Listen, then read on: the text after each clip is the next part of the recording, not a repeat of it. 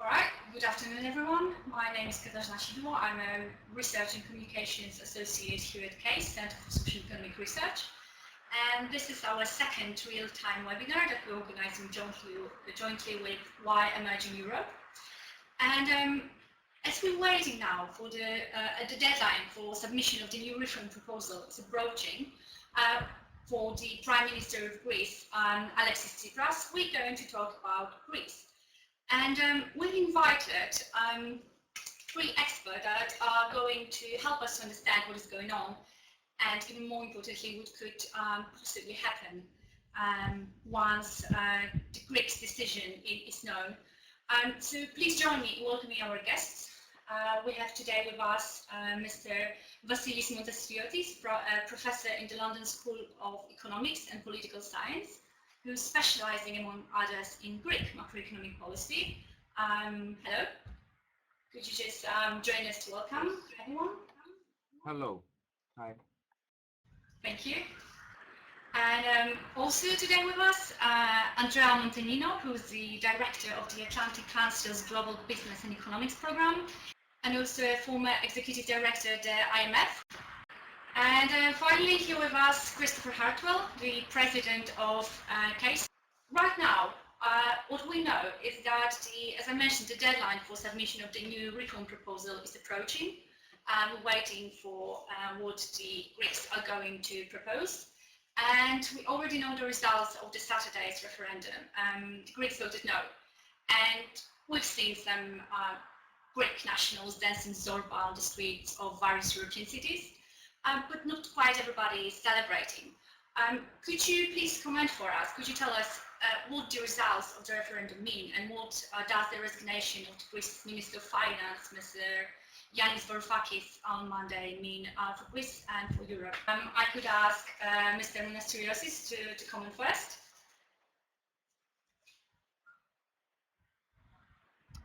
Yes, thanks. I mean, a lot of things have been said about the referendum. It is quite clear, I think, that the referendum was not well, the question in the referendum was not well framed, was not well defined. There was very little time for a discussion about the pros and cons of the different propositions, of the yes, no, and the no vote. And in that sense, also the results, what came out of the referendum is also open to interpretation, quite convoluted, if you want, and blurry. It is characteristic, I think, that immediately after the referendum on Monday, we had the meeting of all party leaders, parliamentary party leaders, under the auspices of the President of the Hellenic Republic. And unanimously, if you want, all leaders gave the same interpretation, that the no vote offers support, gives the government a mandate to continue negotiations for a bailout agreement, which obviously is not is a very particular, if you want, interpretation. What we had on the table in the referendum was a proposal by the European institutions and a recommendation by the government to vote against that.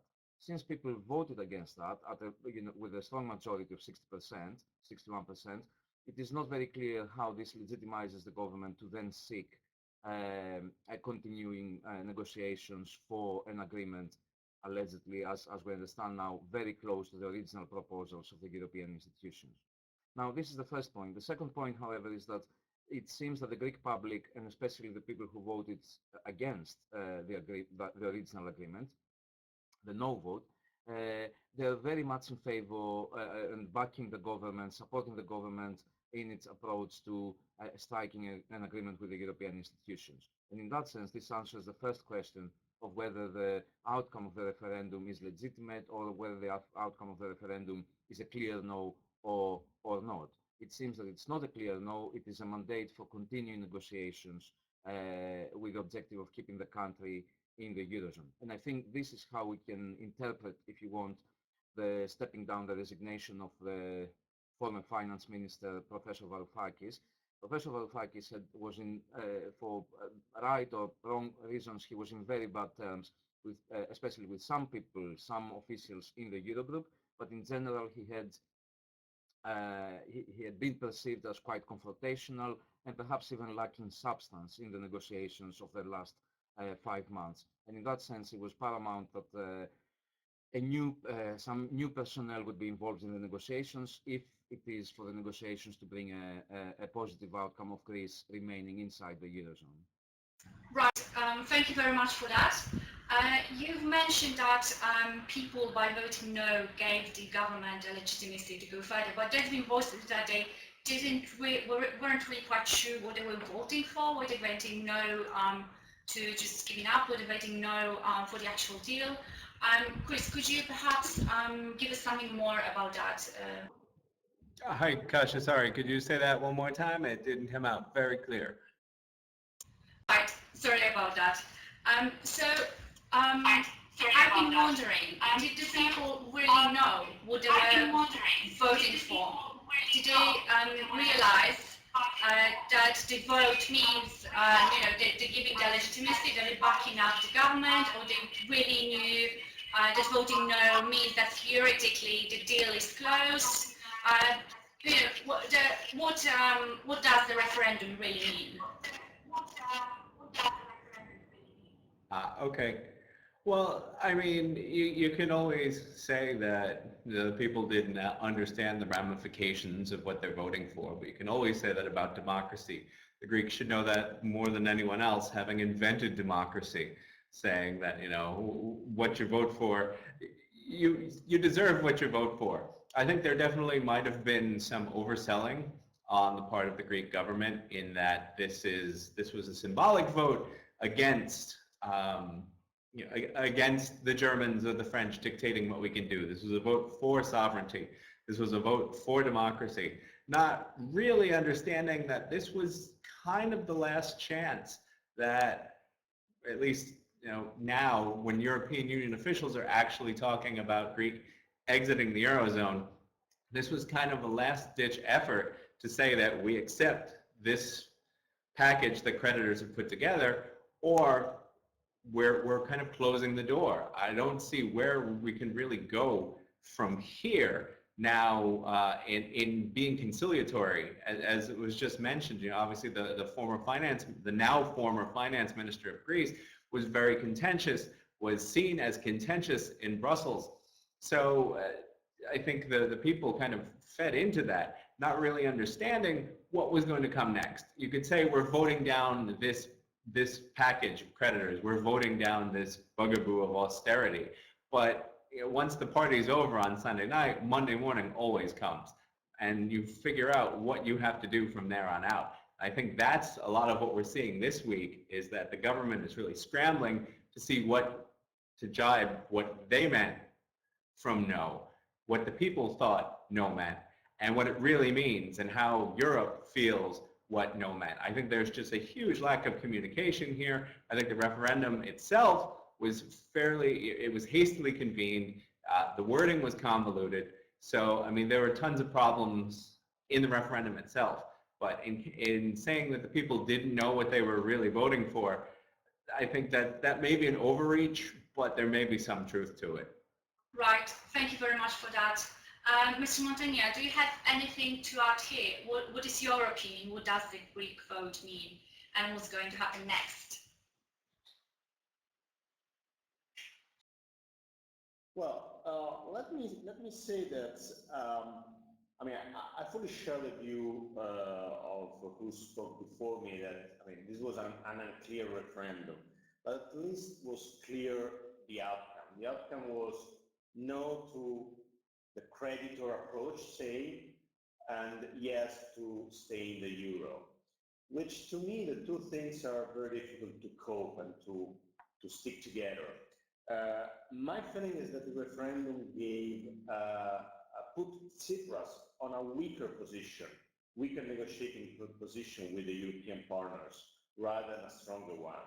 Because now he has to put on the table a proposal that will follow the line that Greek people gave to the Prime Minister, and at the same time be credible enough for the creditors.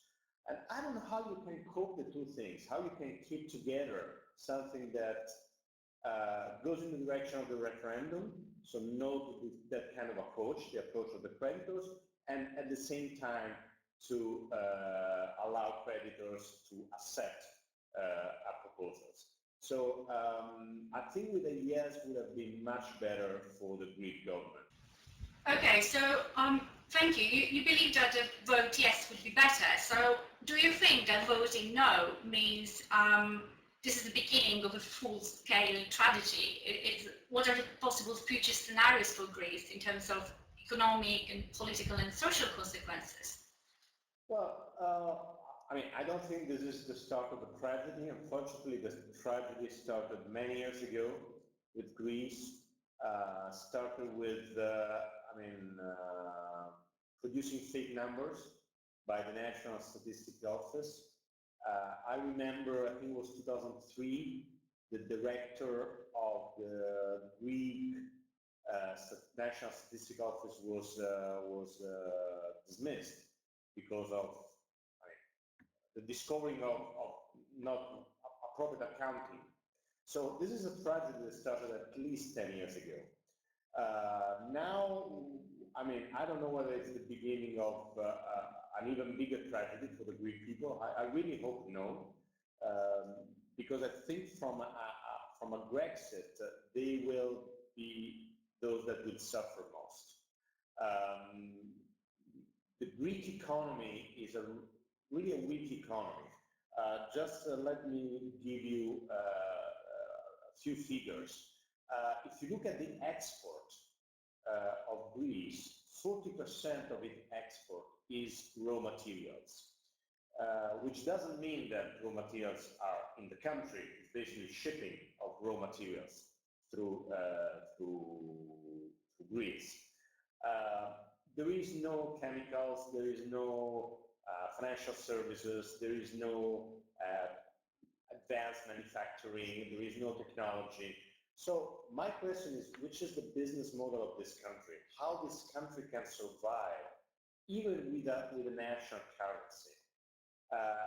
So whatever is the agreement in these days, I don't think it will solve the structural problem of the Greek economy. So the tragedy for me is not to have or not have an agreement now, but is to have an agreement. I mean, is to the best thing or the good outcome would be to have an agreement that will look really forward and will try to rebuild the Greek economy. Right, thank you. What you're saying is that basically there's a lot of Greeks' own fault in the situation that they're right now in, and many commentators say that this is because the crisis arose because the Greeks are lazy or because they spent too much on welfare. What is your opinion on the Greece mistakes, Mr. Monastiriotis? Or if you don't mind, I will call you by your first name because it's much easier. What's your name, Vasilis? Yes, no problem at all.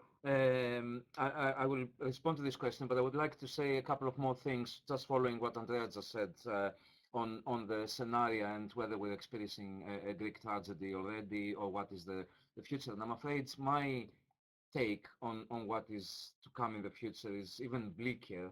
I think we have two fundamental problems. Obviously, one has to do with the economy, but the economy has been if you want, almost depleted, too much depressed by the austerity measures, and exactly because of the problems of the production base and the lack of an export, of exporting sectors and so forth, the economy has not been able to recover through external demand. So this is one problem. And what we know about whatever the agreements in the next few days, we know that we will continue with fiscal consolidation, further austerity, which means higher taxes, lower public spending, further depletion of the economic base in that sense, in an economy that doesn't have its own capacity to expand.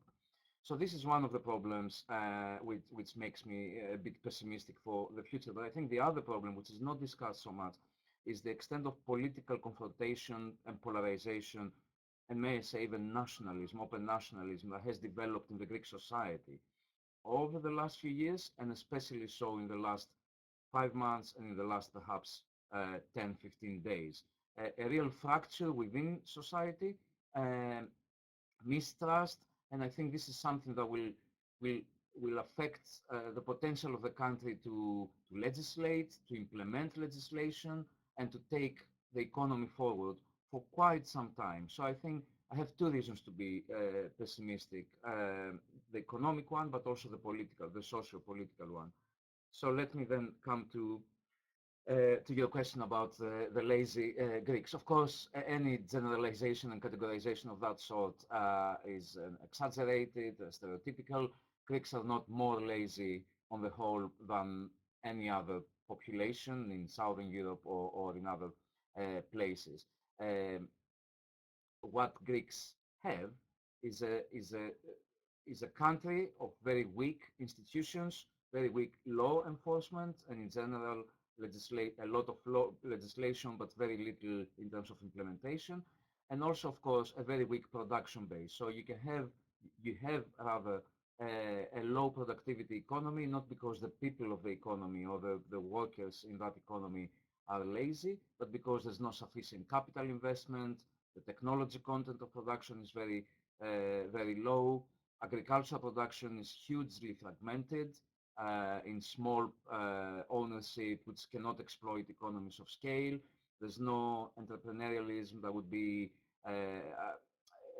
externally oriented for exports and so forth. The country is quite hostile, or the regulatory framework is quite hostile to foreign direct investment, and we know from studies that foreign direct investment brings in advantages, capital advantages, but also managerial advantages in terms of managerial practices, which diffuse in the economy. So the Greek economy has been suffering in many years, if not decades, from this kind of problems.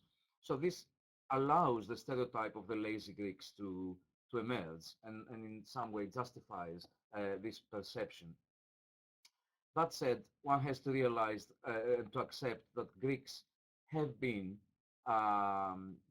blind, may I say, to the fact that these problems in the economy exist, but also the inefficiencies in the state apparatus and in the bureaucracy at large exist. So they were very slow, if you want, and even today, slow to react and oppose that and try to do something about that. And I think this is specifically the thing that reinforced the perception of lazy Greeks. Not so much for the, if you want, low productivity or long siestas in the afternoon of the working day, but rather because there was no commitment to fixing the problems that everybody else in Europe, at least, could easily see characterizing the Greek economy.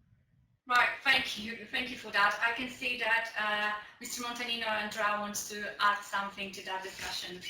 Yes, please. Just to say that I fully agree with Vasilis. I don't think we should name the Greek people as lazy. I mean, Greek people are as any kind of any population, any people in the world. I mean, there are lazy people and not lazy people. So this is not to me the issue. I think that what was different in Greece from other places, and for instance Portugal, which had a similar, say, situation in the past, is that the Greek public administration was very, very inefficient and therefore not capable, not able to implement the reforms that the government and the parliament passed. So my feeling was that every time the Troika went to Greece and talked with the government and pushed for some reforms in the parliament, after that, the implementation phase, which is the most important one, was completely blocked by an inefficient public administration. So I think it's very important to work on that, which clearly means, I mean, a lot of work for many years. You don't change a public administration in a few weeks or in a few months. But I would say if Greece wants, a hope for the long term, apart from what Vasilis said, which I agree in terms of low productivity, I think you need to work on a more efficient public administration. Okay, sorry, we are experiencing some small technical problems. Thank you for that.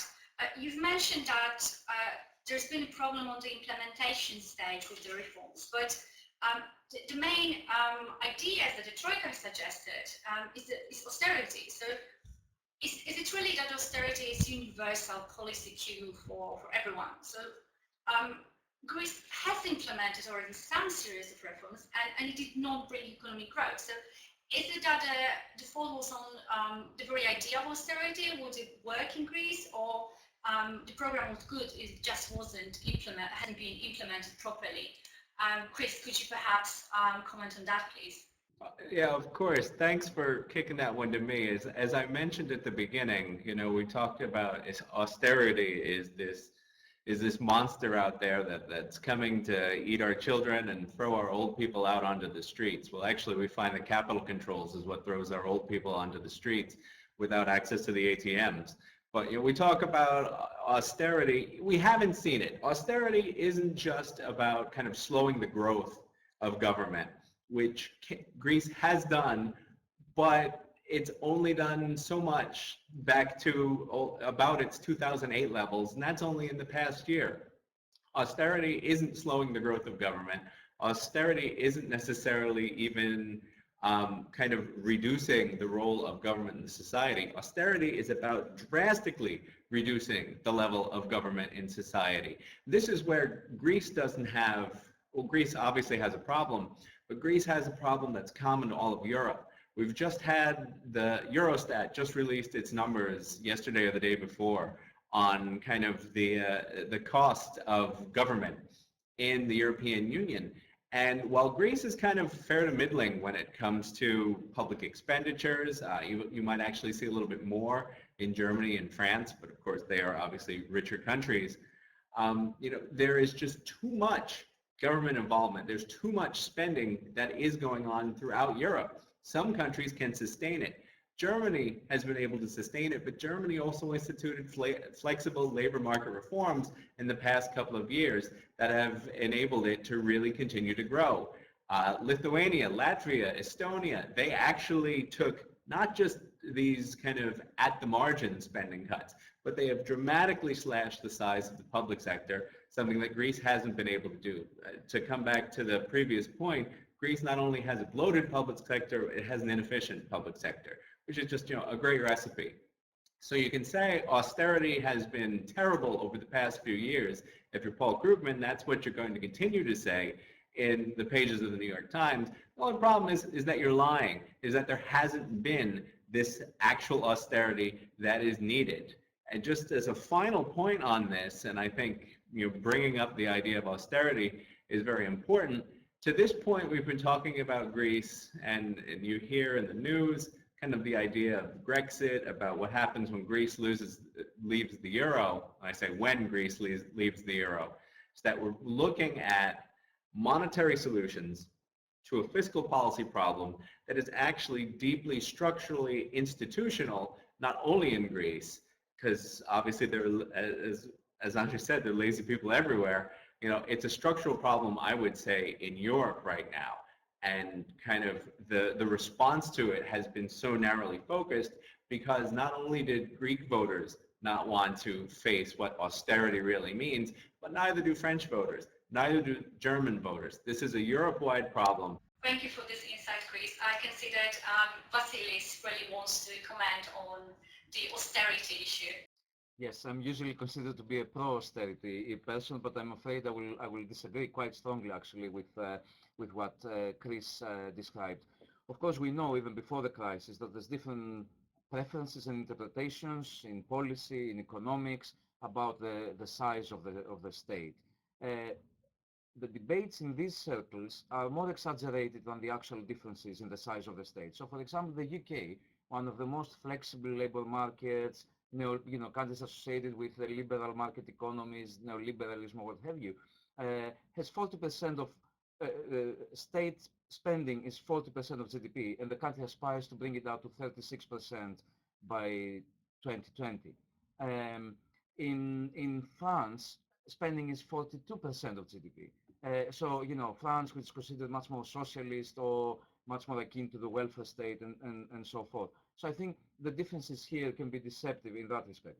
what I would like to contribute, however, in the discussion is that the question is not whether one likes austerity or not. My take is that we do not like austerity, but there are points in time where we have to implement austerity. When you have an excessive deficit and too high a debt that you cannot refinance by borrowing, internal borrowing, borrowing through international markets, borrowing through your friends or your enemies or whatever else, then if you are in that situation, then you have to implement austerity. And then the question arises, what type of austerity, how fast, with what targeting, how distributed among the population, and so forth. And I think this is the problem, that we have good examples of that, effective examples of that, and less effective examples of that, with, I think, Greece standing at the very extreme of the bad, the less effective examples. So Greece implemented a very strong fiscal consolidation. Actually, the primary deficit fell from, I think it was 12.8% in 2009 into having a primary surplus in 2014, a marginal one, but still a primary surplus. So a huge fiscal adjustment. What the country didn't do was the necessary structural reforms to partly open up the markets, to partly allow entrepreneurship to become more export-oriented, to bring in more investment from abroad. But also what they didn't do was a specific targeting of an allocation, if you want, of the cost of austerity. So many people became alienated, and the governments kept being criticized as being socially insensitive, applying horizontal measures that were not fair for society at large, and so forth. So what we didn't have was targeting efficiency improvements in the public sector and targeting efficiency improvements in the structure of the economy. And without those things, any austerity would be very, very painful. I think we have examples in other countries, including Portugal, I would say, where austerity has been implemented more carefully.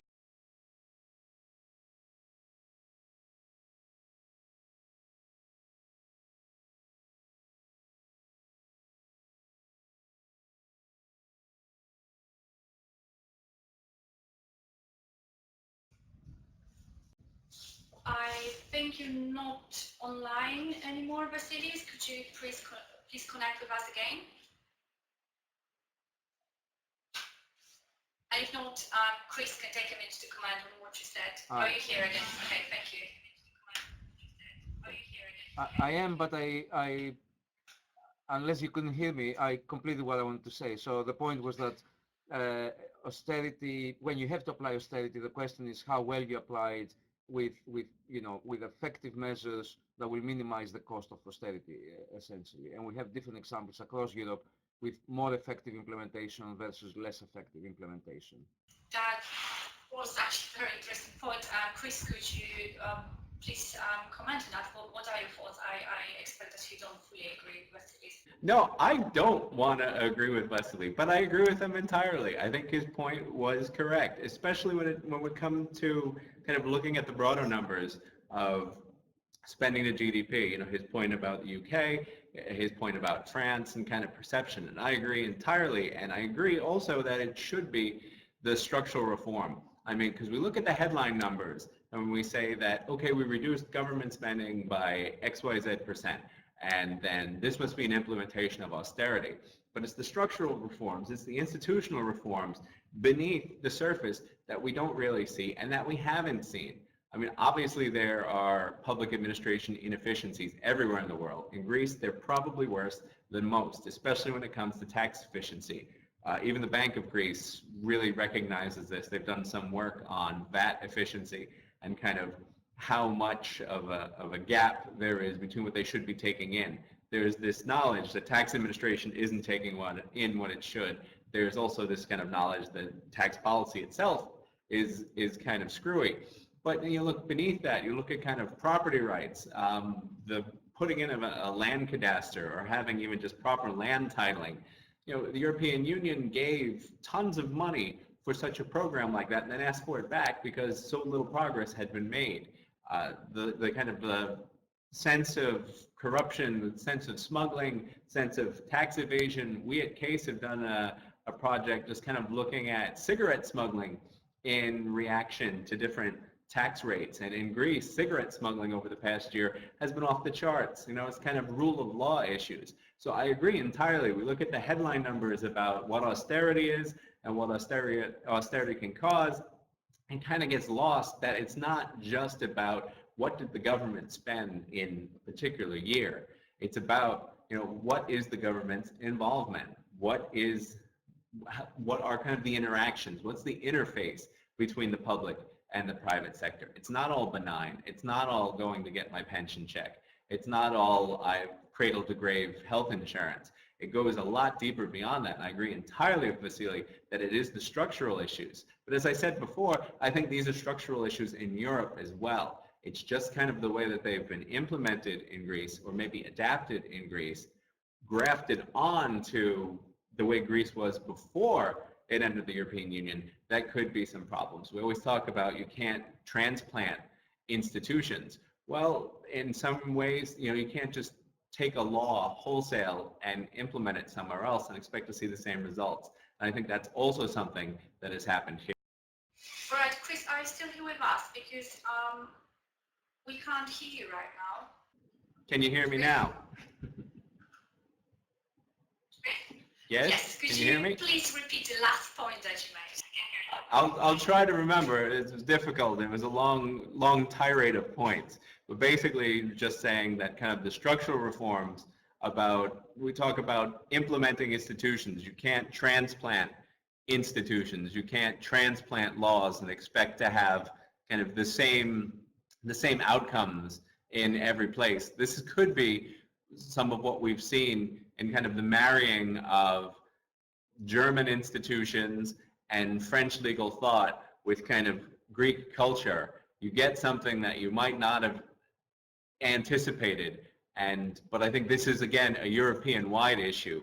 You know, the EU as a project, the Euro as a project, how does it cope with these differing cultures, with these differing attitudes, with these differing economies, differing people? And I think it's a problem. Thank you for those insights. You and Vasilis, you've mentioned that this is a problem all over Europe, the huge government spending, the lots of problems with the structure of the institutions.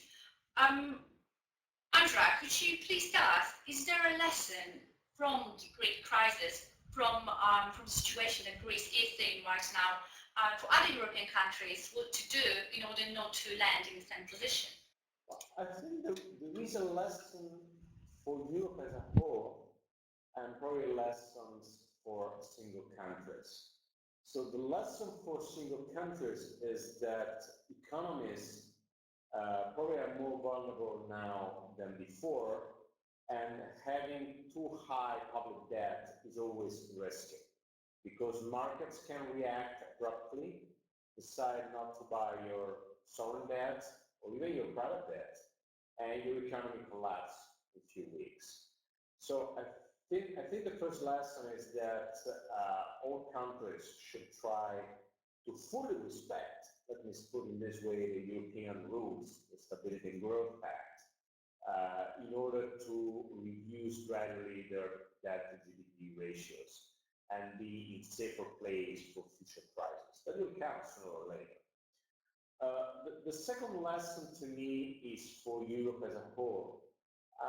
It's clear that we need more Europe rather than less Europe after this. First of all, we need probably new rules and procedures. I don't like too much rules, but in this case, it's clear that we don't know how a country can exit from the Eurozone. We don't know how to handle a haircut of the sovereign debt when it's owned by officials. So many of the problems we have now are legal and procedural problems, not just economic or political, that of course they are very important, but there are also some legal aspects. So the first lesson is how to prepare the ground for situation as such. If we imagine that the euro is a long-term project, as it is, I don't think we can rule out that in the next 50 years, something like that can happen again. It will certainly happen, because in such a long period, there can be something similar to Greece. So I think we need to go through our legal aspects and procedure. The second thing is, as I said, we need more Europe, but we need much more integration. I think now it's time to push forward the European project and probably to think about which is the next big project for Europe. Let me say, if you think at the story of the European Union, this is a story of jumps through big projects. The first big project was immediately after the Second World War, when you had France and Germany basically exchanging coal and steel. Then you had the single market project, then you had the Euro project, and then you have the enlargement to East. Probably after 2005, we didn't have another big project that could really unify the people of Europe and to think as true European people. So I think now it's time to think about a new big project towards more integration. Can we call it a fiscal union? I don't know, but I think we need a vision, a bigger vision. Right, Andrea, I know that you have to leave us in a couple of minutes, so let me just ask you a final question.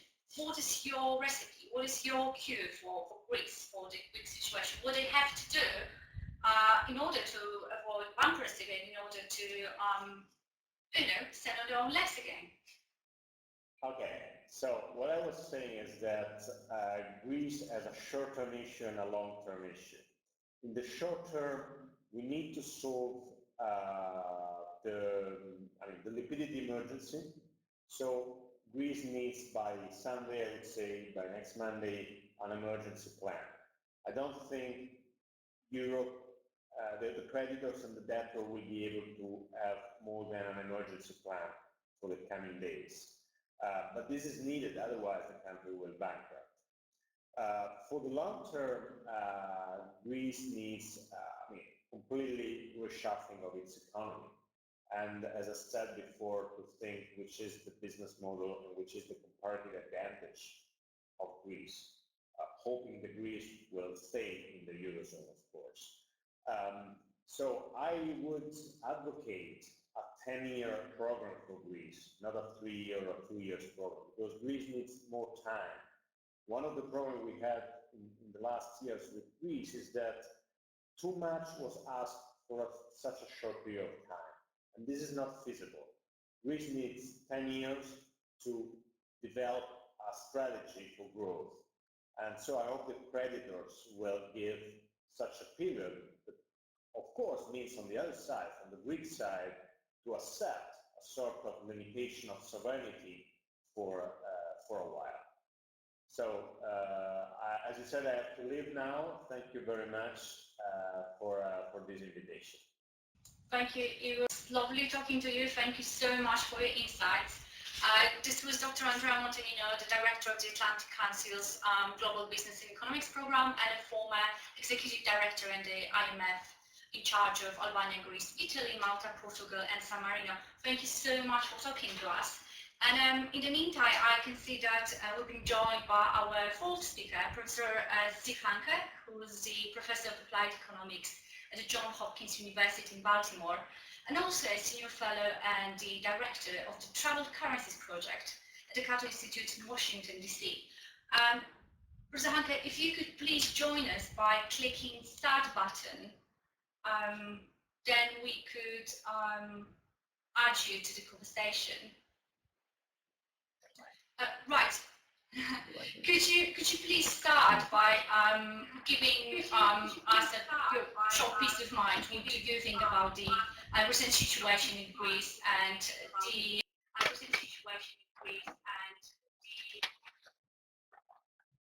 Well, I think the situation is bad and it will become much worse. I think the forecasts about the economy in Greece have been wrong ever since the first bailout in 2010, and they continue to be too optimistic. The reason for that is that one has to really have a theory or an approach to national income determination, and the most reliable one is the monetarist approach. And if you look at Greece from a monetarist perspective, you see that the broad measure of money has been declining and contracting for some time. And even the last official data that we have from April, it was contracting at about 15% year over year. And of course, it's contracting much more rapidly now. And that simply means that no matter what occurs in these negotiations and what the final settlements are, the economy will go into a much deeper depression than it's been in. And so I think that's the starting point. You have to anticipate where the economy is going if you're going to be setting policy and making any kind of judgment about what might go on even on the streets in Greece. The big thing is about 85% of the money supply is generated and created by bank credit. And the banks, of course, as you know, are shut down, and the banks, in my view now, are or they're very close to being insolvent, and I think by the end of the year they'll be insolvent. So this creates a tremendous problem if you have the big elephant in the room sick, so to speak. The banks have basically been destroyed by the current government. So that pretty much is my summary of where I think the economy is headed. Right, thank you very much for this introduction. Actually, you said that the banks might be insolvent by the end of the year, and just today the Wall Street Journal quoted that is also saying that they think that Greek banks will likely run out of cash by the end of next week. So we're going to see what happens then. Thank you very much for your introduction. Like I said, Chris, I can see that you've been really wanting to comment on something that probably Andrea said before. But before I hand you the micro, we're now opening the rounds of the questions from the audience. So if you have any questions or comments for our speakers, please tweet them to us at case_research or send us a Facebook message, and we will try to answer as many of your questions as possible. So now going back to Chris. Thanks, Kasia. I wanted to comment on something Andrea said, and it's a shame he's gone, because he was very provocative before he left in saying that we need to have kind of the next big European project. And I think it's interesting that thinks we need more Europe instead of less Europe. I think my point is exactly the opposite. We've had good European projects. Enlargement, obviously, to the transition economies of Central and Eastern Europe has been successful, although not as successful, I think, in terms of institutional development as we would have liked. I think wanting to be in Europe is a great thing and can lead to really good reforms, but actually being in Europe can kind of stifle them. But in terms of having a next European project, I think it's exactly the wrong way to look at it. Greece is the fruit of this current European project of the Eurozone that, as has been mentioned, there's no sense of how to deal with Greek exiting from the Euro. There's no sense of what the Euro is supposed to be. There's such a focus on the Euro itself. It's money.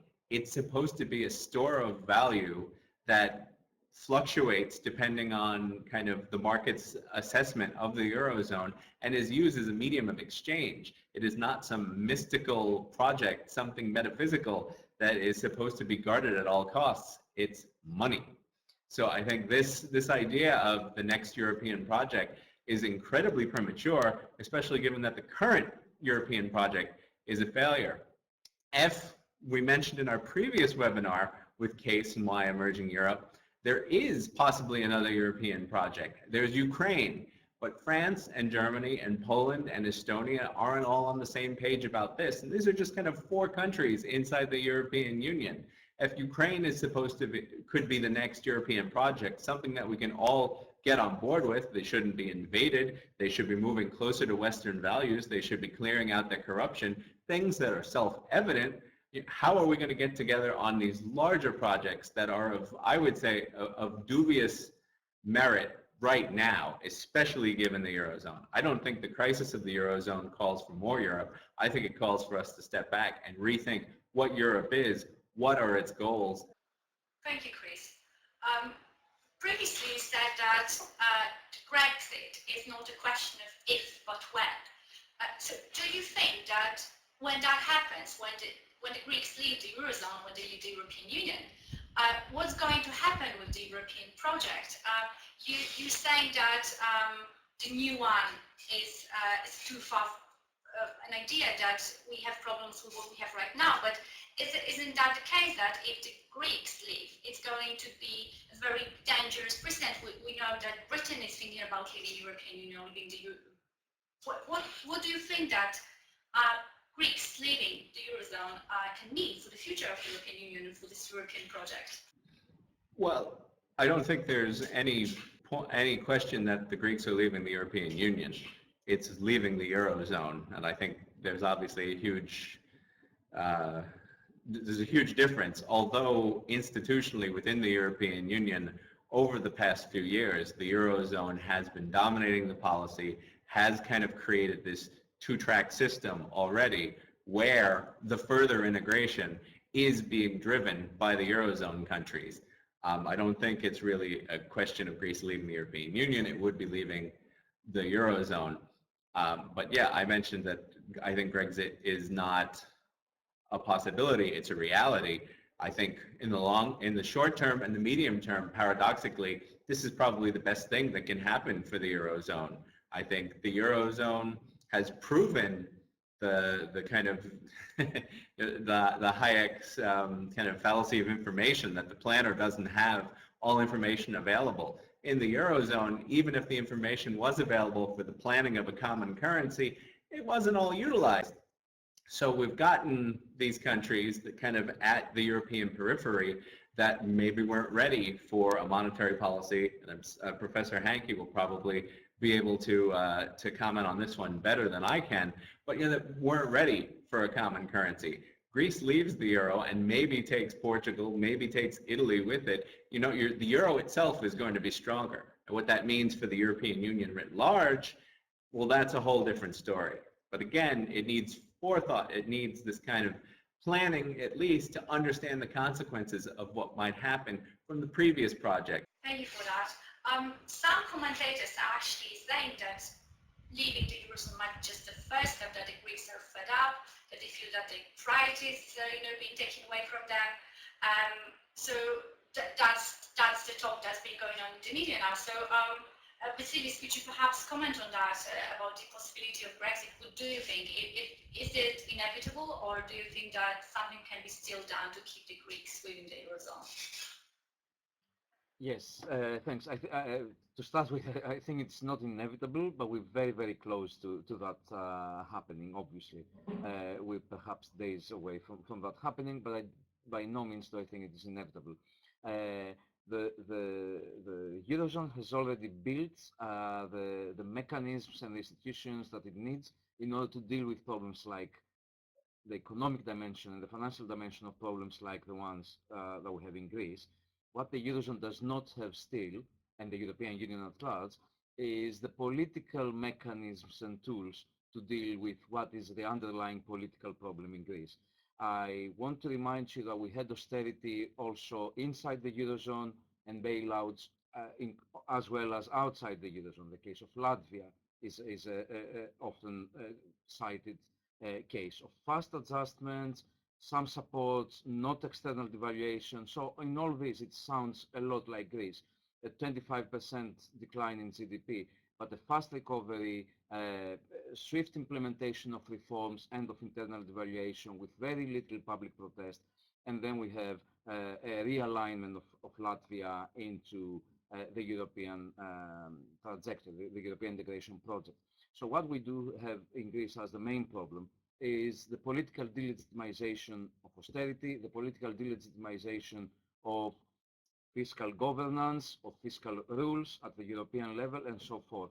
Now, the reason why we have delegitimization is not that we, perhaps Greeks, do not like rules as much as some Northern Europeans, but it is not the antipathy to rules as such, is that people in Greece and in countries that implement austerity, they feel there's a disconnect between where the polity is located, the national level, and where the political decision-making happens, the international level, or in our case, the European level. So then this is also linking back to what Andrea said some time ago now.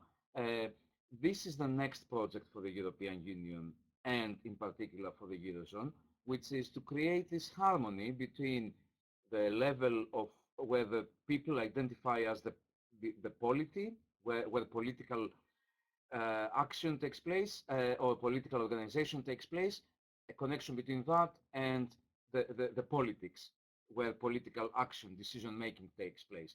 And this is the idea both of the economic fixing of what is now called the genuine EMU, which includes the banking union, the capital markets union, and so forth, so the economic governance of that, but also steps that we see towards early steps, something which will look more like a political union. I'm pretty sure Chris will not be very keen on the idea of a political union.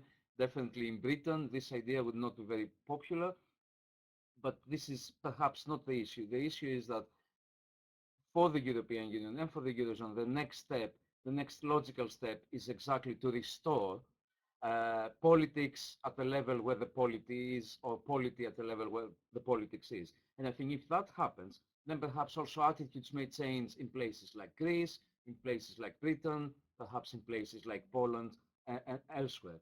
The European Union has achieved a lot since its inception in the 50s. It has offered essentially what it was created for: peace, stability, prosperity, with a few exceptions, some very painful exceptions.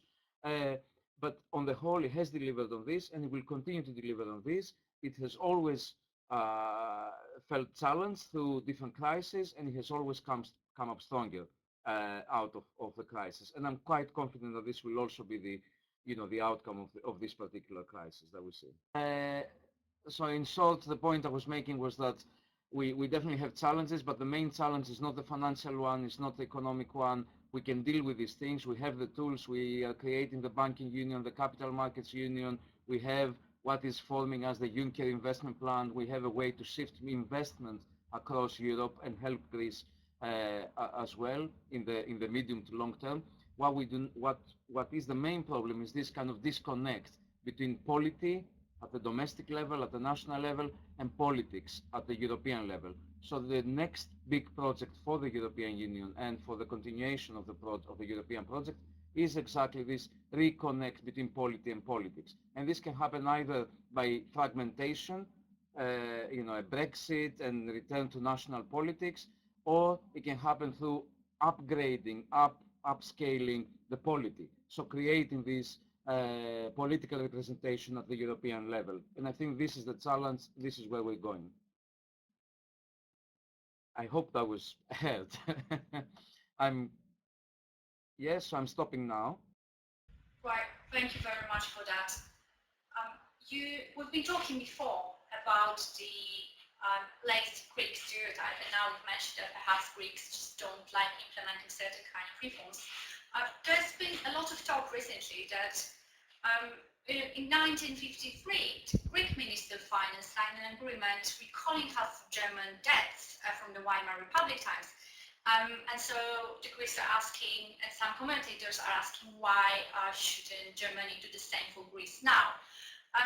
Professor Hanke, could you perhaps, someone who's looking at the European Union from the outside, comment on those historical arguments that are being played right now? I heard your question, and I think the historical argument that's been brought up recently about Germany and the writing off of German debts in 1953 is a little bit besides the point, and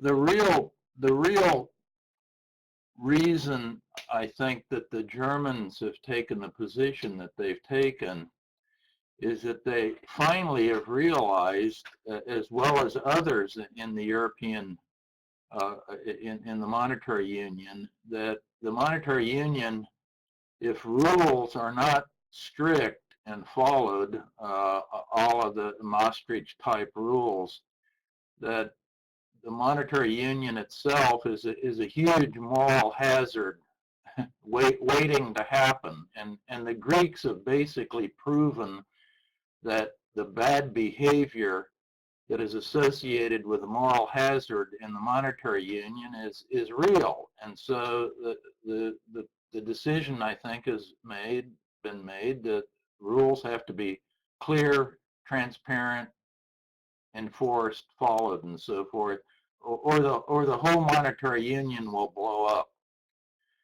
And so I think that's the big problem associated with the Greek crisis is, one, in 2001, that the rules were broken, and Greece was let in on false pretenses, and everyone that voted to let them in knew that they were cooking the books and not telling the truth about their current situation as it existed in 2001. And then going forward, they've just been allowed to break all the rules. And we're where we're at now. So I think the idea of the rule imposition is all related to moral hazard. There's a huge moral hazard associated with the Eurozone. That's why I've recommended, for example, that Bulgaria under no conditions would enter formally the Eurozone, even though they have a currency board and a fixed exchange rate with the lev and the euro, and the lev is basically just a clone of the euro, but they're not formally in the zone, and that means they're not subject to the bad incentives created by moral hazard, and that's why you have a very disciplined fiscal situation in Bulgaria, which is Greece's neighbors, and it's in the Balkans, so the thinking and, shall we say, some of the general behavior is somewhat similar. However, the fiscal situation is very disciplined in Bulgaria. The debt to GDP is slightly under 30%, and the budgets are fairly close to being balanced always. This year there'll be a little wider deficit than historically has been the case since 1997, but that's in short my view of the EU. And this historical issue that you brought up about the German debt, I think when you get into these debt situations where clearly the debt was not sustainable, this is by the way a IMF problem. The IMF, it never used a monetarist determination of national income. And they were always behind the curve, and they always thought the economy, and were projecting the Greek economy would be stronger than it has been. And the reason for that is that, of course, they were just ignoring monetary policy and the state of the money supply in Greece. And as a result, the debt was even less sustainable than the IMF was always forecasting. So there should have been a very big haircut in 2010.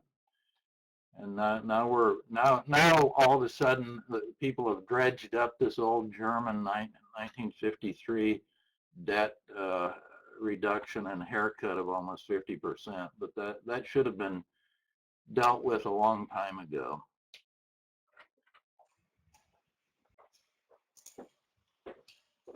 Right, thank you. Coming back to the idea of euro and leaving the Eurozone, do you think that Greece could use the idea of euroization as a legal tender, so without actually being in the Eurozone, but still remaining within this Eurozone policy? I think whether they're in or out, in the short run, at any rate, is somewhat irrelevant, because I think the economy is going to deteriorate rather sharply in the coming months, and will really stay down. I think the one thing that they could do potentially is stay de facto in the Eurozone by adopting kind of a Bulgarian kind of option, where they issued a drachma and they had a currency board arrangement, and the currency board arrangement is such that the drachma would be covered the 100% with euro reserves, and the drachma would trade and be freely convertible with the euro at a fixed exchange rate, and that would probably put some confidence in the system, and signal that they were out of this moral hazard problem, and they were going to have to stand on their own 2 feet and deal with their fiscal affairs with discipline. You see, the thing that you have in Bulgaria, by being, again, part of the Eurozone informally, part of a unified currency zone, including the euro, the best and thing about the Bulgarian situation is that it gives them a lot of discipline, because they know they can't go to the European Central Bank and get bailed out, for example. The fiscal authorities in Bulgaria can't go to the Bulgarian National Bank and get bailed out either. So they keep things under control and discipline. So that's typically what happens with a currency board. It's always what happens with a currency board. I shouldn't say typically. And I think maybe that's one option that the Greeks could at least examine.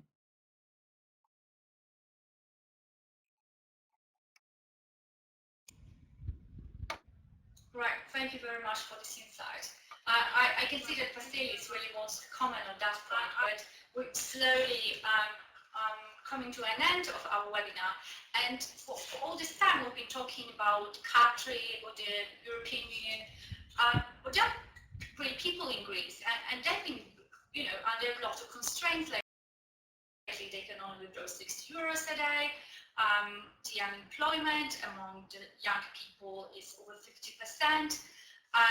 We've been hearing about people panic shopping, because they're afraid they're going to lose the money, and they're going to be worth nothing because of the inflation. What can be done in order to stop young people right now, young Greeks, from becoming part of this lost generation? Vasilis, do you perhaps have any ideas on that? Yeah, that's a very difficult question, so I do not have a clear answer to that. Let me start by saying that actually the situation in Greece is not as desperate yet as perhaps it feels from when looking at it from a distance. So normal life continues in Greece. Yes, there may be queues in the cash machines, but people still have their normal everyday lives. There is a bit of extra shopping of pasta and rice, but it's not, if you go to a Greek supermarket, you wouldn't know there is a crisis, not to mention that the banks are closed. So I think, this is something that we need to keep in mind.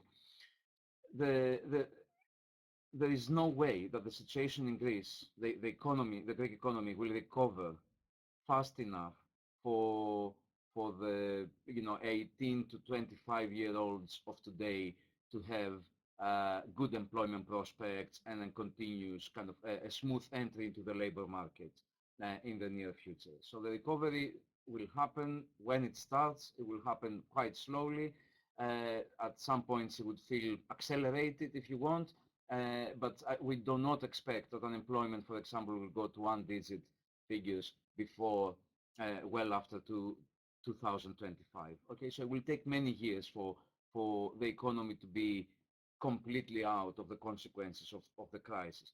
in that respect, there is an effect that the young labor market entrants, the young generations will have to live with. I think even more critical and saddening in some way is again the political and social conditioning that this generation, especially the young generations, may have happened to them. In what sense? In the sense that they grew up, they got into politics, if you want, in a very polarized environment, and in an environment where there's only good Greek patriots versus everybody else who wants to deprive the Greek economy and the Greek society from its right to be independent, to distribute wealth the way they like, the way they choose, and so forth. So I think this is also a very important problem. On both of these problems, the economic one, the high unemployment, slow declining unemployment, slow rates of economic recovery, the economic one and the political one, this alienation and fragmentation, personally only have one solution, and that solution is Europe. It is more interaction with Europe, it is migration into other European countries, so that there is more employment for the Greek youth, more remittances back to the country, which is going to facilitate faster recovery, but also politically, this kind of fragmentation, isolation, and the emerging nationalism, again, the answer to that is Europe, more interaction, more politicization with other peoples in Europe, in order to build this European polity, as I mentioned earlier, but this sense of belonging, this sense that we are part of the same thing, and for that reason, we also work together in economic terms and in terms of economic governance. Right, thank you very much for that. You mentioned that the solution is more Europe and less nationalism and more people interacting with each other. But before we said that maybe the solution is that just some countries, stronger ones, keep the euro, and the other ones stay with their own currencies, and they will strengthen the European Union.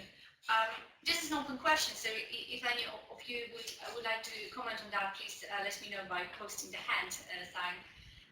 Do you think that the troubles, the crisis in Greece, can possibly lead to even more divisions within the European Union, to the situation we have with first-class states and second-class states?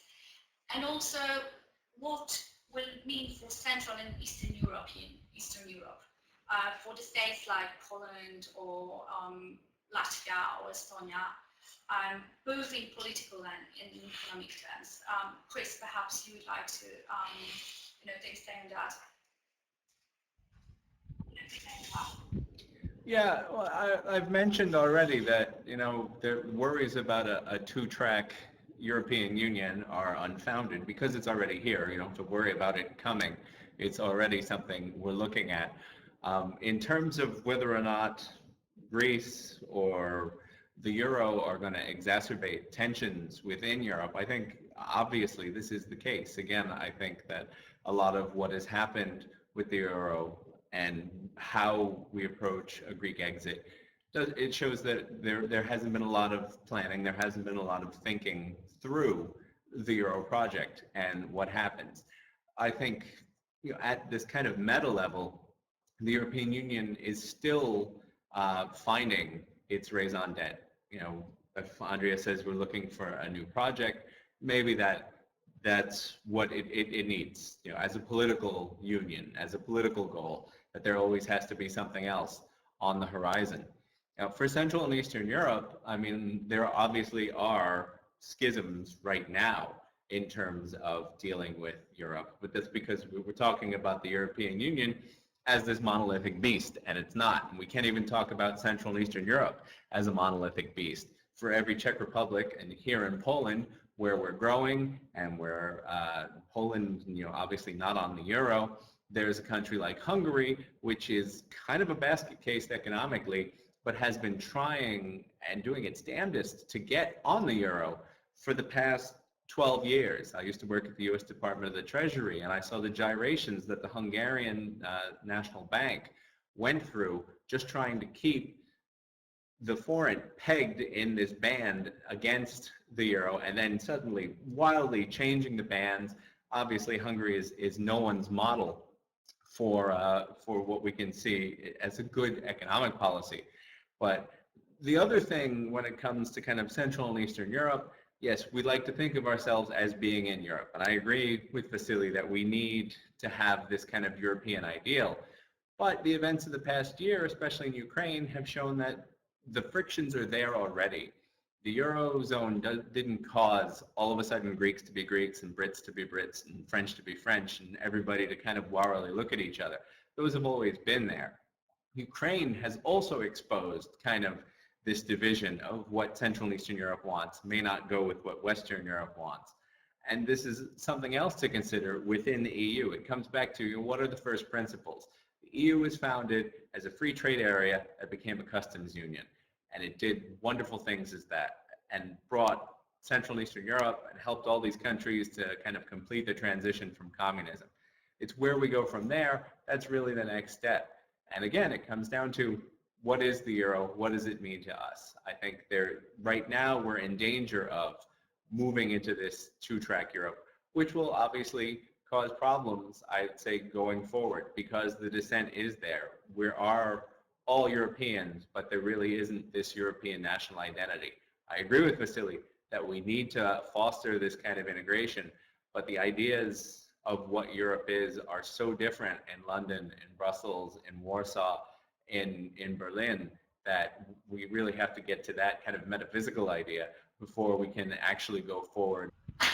Okay, thank you very much then. So one last question, and perhaps Professor Hanke could answer me that.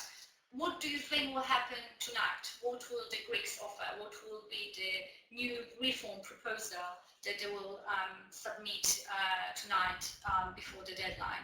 Or do you think that they won't make it before the time is due? They've made many proposals and they've bobbed and weaved and gone forward and backwards, and I really just don't know. I think the big issue is whatever they propose, will they be able to deliver? That's really the nub of what's going to happen, and I think the final decision will be one in which the creditors are looking at things from a rather jaundiced point of view, and they will have to have some assurance that the Greek government will actually deliver on whatever they're proposing tonight. And if they're satisfied they'll deliver, they might come to a resolution of the conflict. If they remain in the position that the Greek government has really forced them into, and that is one of not trusting what they're proposing, then there'll probably be no agreement on whatever it is that they put forward. Right, thank you very much. Well, I do hope that tonight we're going to hear some good news and our darkest predictions won't be fulfilled. Thank you so much, everyone, for joining us today. We've been talking to Professor Steve Hanke from Johns Hopkins University in Baltimore, and also Senior Fellow and Director of the Troubled Currencies Project at the Cato Institute in New York City. And thank you very much for joining us. Also, we've been talking to Dr. Vasilis Monasteriotis, Professor in the London School of Economics and Political Science, specializing in Greek macroeconomic policy. Also before with us, unfortunately had to leave early, was Dr. Andrea Montenino, who's the Director of the Atlantic Council's Global Business and Economics Program, and also former Executive Director of the IMF, who was in charge of, amongst other degrees. And of course, thank you to Christopher Hartwell, who's President of the CASE Management Board. My name is Katarzyna Sidło, and I would like to thank everyone who stayed with us throughout this webinar. You've been watching RealTime with CASE and Why Emerging Europe, and I do hope to talk to you again soon during one of our next webinars.